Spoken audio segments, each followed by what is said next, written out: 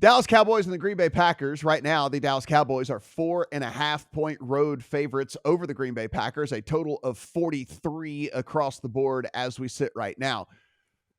Things couldn't, as if this bad situation couldn't get worse. Of course, we know with the Packers, Romeo Doubs, high ankle sprain. Not that he was a huge contributor anyway, but one less person for Aaron Rodgers to throw the ball to. He's out for 4 to 6 weeks. With all of that, Dallas Cowboys have their eyes set now, not really even on just making the playoffs, but hey, let's get one of these top seeds and let's go ahead and rock and roll with this thing. Adam, look, it's a Cowboys or pass for me. I don't see anything in this world that could lead you to want to back the Packers at all. I mean, even at home, I mean, it's how are they moving the ball?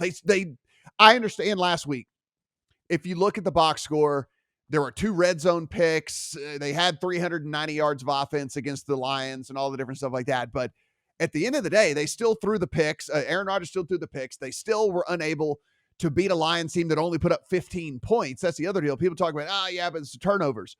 They didn't have to score but 16 points in the game.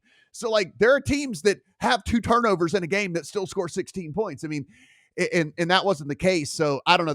I don't know what you could do to feel good about backing the Packers right now.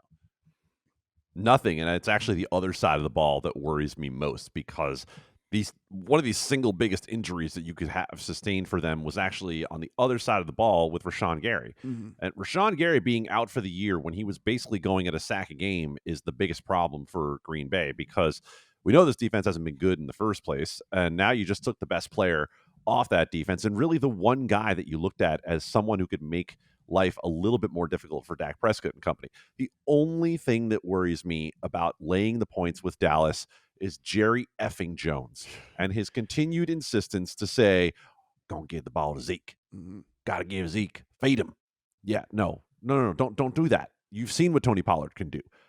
So it's Dallas or pass, as you said. For me, it's probably pass. Ultimately, could this game play within a field goal? Yeah, it could. It could easily end up something like 17-14. But at the same time, you're not going to get me to play the under either, just because of the fact that, is it out of the realm of possibility for Dallas to put up 30 in this game? No, not at all. It's certainly not. Yeah, I mean, it's Dallas or pass for me, Steven. I look at it from a standpoint of Green Bay probably going to be run heavy in this thing. They have no one to throw to. At this point, Aaron Rodgers is almost indifferent out there. And if there is a part of the Dallas defense that has been so incredibly great that is lesser than, it would be the run defense. So we could, if we wanted to kind of pick nits here with this team. But that's just about it. I think you like the Cowboys this week.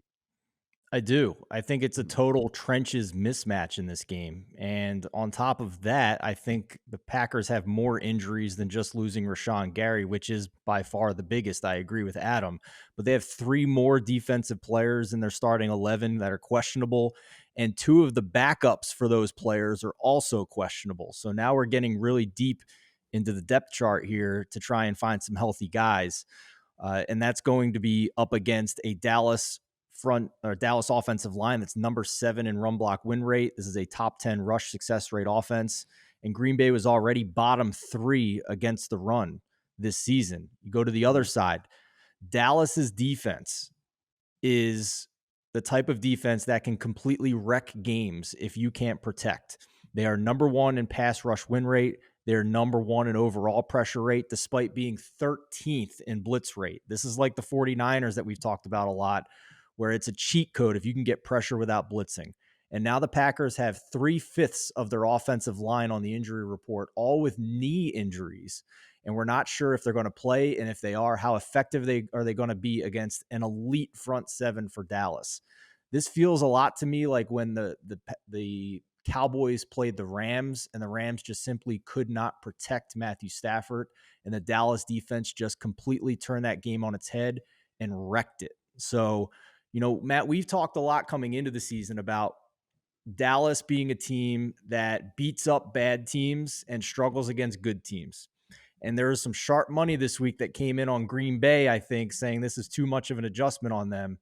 I disagree. Green Bay is a bad team, and Dallas is set up with their talent and depth on both sides, especially in the trenches, to potentially wreck this game. Wouldn't shock me in the least if this is even a blowout in Lambeau.